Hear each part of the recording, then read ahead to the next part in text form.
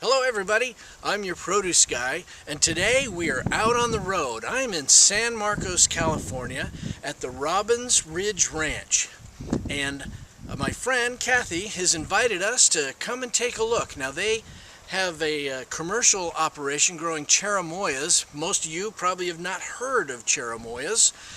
They produce those and sell those commercially to a wholesaler, but they've also got a lot of different varieties of fruits here that they produce for their own personal use. We're going to take a walk around and I'm going to show you their operation here. I think this will be a lot of fun.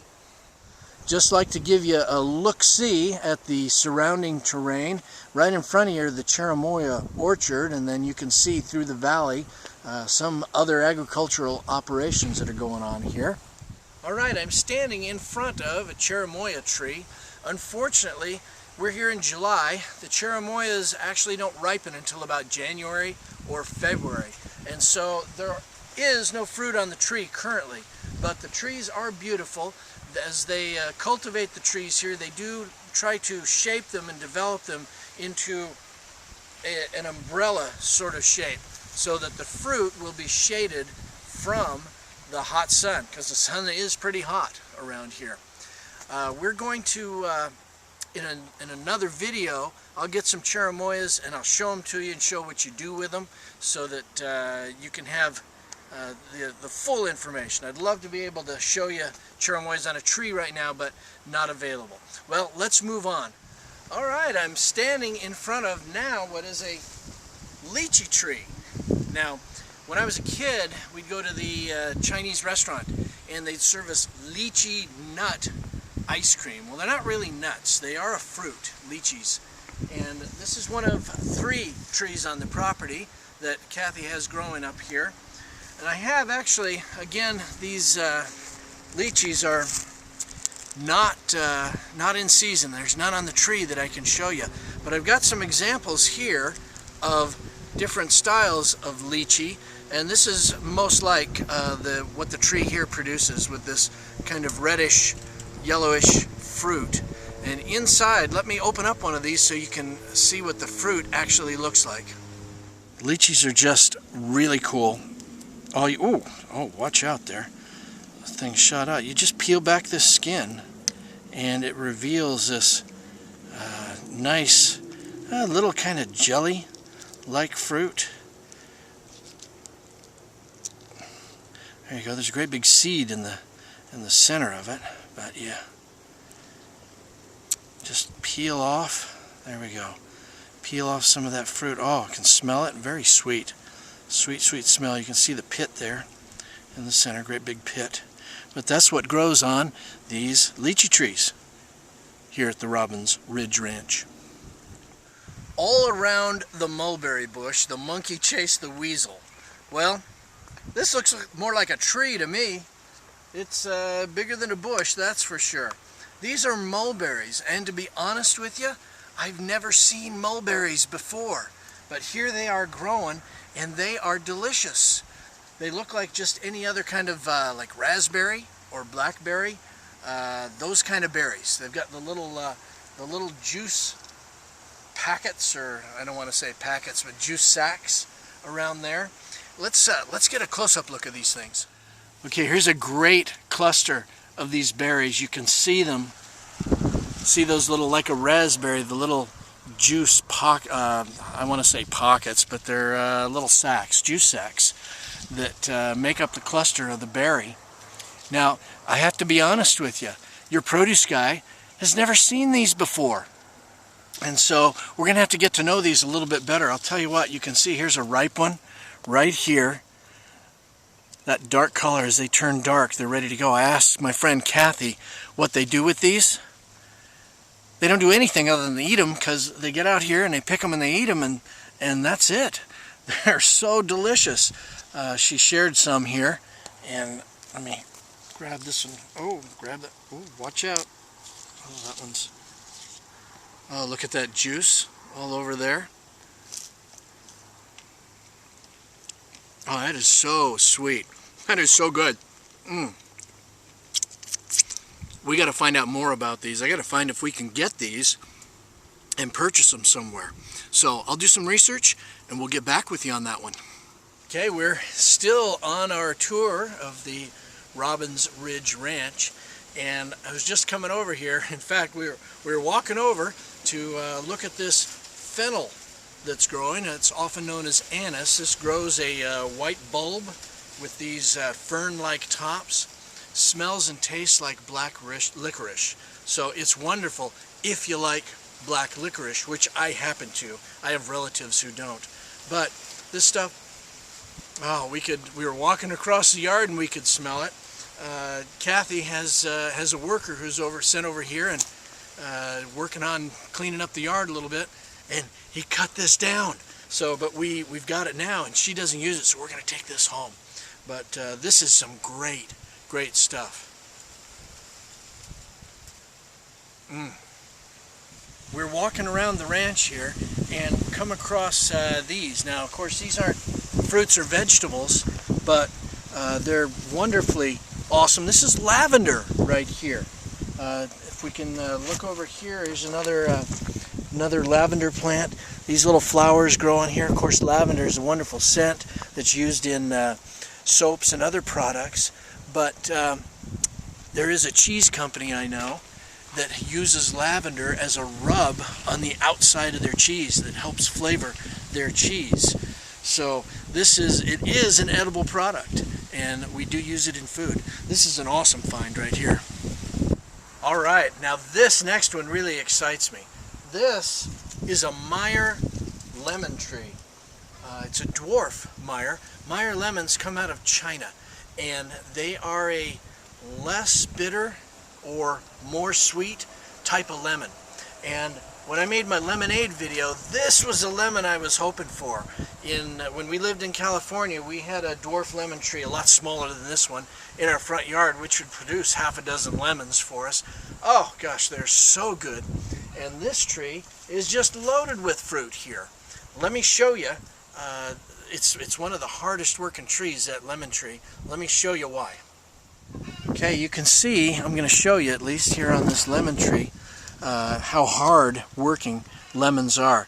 You see they've got the flowers on here. Those are going to blossom and produce some more lemons. Down below here, you've got immature lemons, green lemons, growing right now. And then back in here, some beautiful mature lemon right there. This tree's in 3 of the 4 stages of production. It's got the buds, it's got the immature fruit, it's got the ripe fruit. It's not taking a rest or anything. My uncle had a lemon grove in Southern California and was part of the Sunkist Co-op, and they'd come through quarterly to pick the lemons. The lemons grew year-round, and the co-op would come through, and if the lemon was the proper size, they would pick it, regardless of color or anything else. They would just pick it if it were the right size. The trees continually produce. Lemons are awesome. Right next to our dwarf Meyer lemon tree, we've got a lime tree with some mature and maturing limes on it, right down there. These limes, well now, limes, let me tell you, your produce guy loves limes. Limes are the bacon of the fruit world.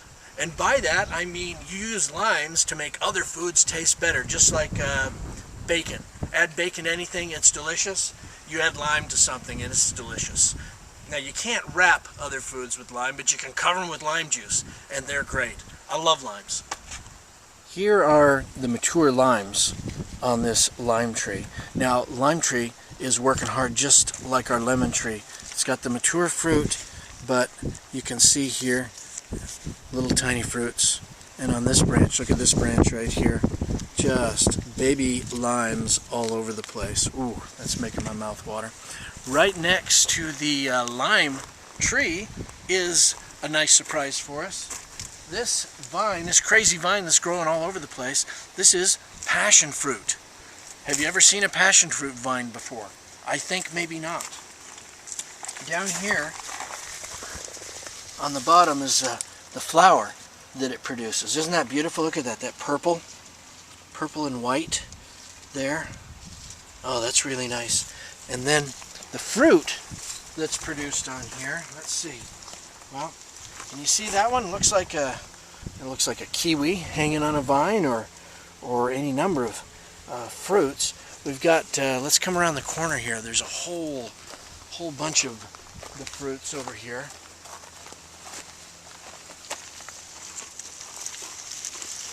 Take a look at this. Here they are. Now these passion fruits, of course, are green and not ready to be used yet. But when they mature, they're going to turn to kind of a brownish, purplish color on the outside of these shells. You just crack them open and eat them. Delicious, delicious fruit. We'll have to go back in the kitchen and get some ripe ones and share that with you. Let's move on. Okay, I'm standing in front of a cactus right now, if you can't tell. Look at this thing. This is awesome. These cactus leaves, I'm not going to get too close to this one. They've got spines. These cactus leaves are covered with cactus pears. Totally edible and delicious. They're green, of course. They need to ripen. They'll turn red as they ripen. And the insides of them is delicious. A lot of seeds inside to filter through. But if you can look on the top of this leaf right up here, there is a yellow flower. It's flowering as well. So and right down here, there's also a yellow flower there. So they flower, get pollinated, and produce these pears that are delicious. That you got to be careful about harvesting and preparing them. Wear gloves. Check this one out. There is a bee inside this flower doing his pollination work right now. It's springtime somewhere, and apparently right here. Look at all these fruits. That's a job harvesting them, though. With the close-up, you can see the spines. It's covered with those spines, so you need some tongs to get these things off, and then a brush to knock off the spines with. So it is a little bit of an operation. Cut the top and the bottom off. Top and bottom come off of the fruit, and then slice it on the side and peel the skin back, and there's the fruit for you. You can also make a nice cactus pear juice out of these things. Throw them in that juicer machine. That'll cut down on a little bit of the work. Okay, now I'm standing in front of another citrus tree. This is a blood orange tree. I don't know if you've ever seen this or not, but they have a red interior. Very sweet juice. In fact, I've seen commercially produced a blood orange sparkling drink, if you can believe that. They're making everything into sparkling drinks these days. You can see the orange side of this, but there is this red texturing and coloring on the skin there. Here, let me go ahead and pop this one open.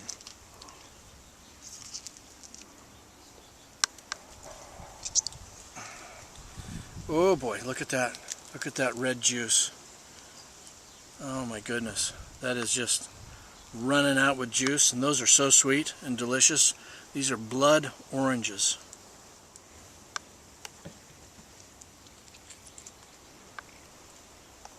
Whew. Oh, that's good. I'm probably making a mess here.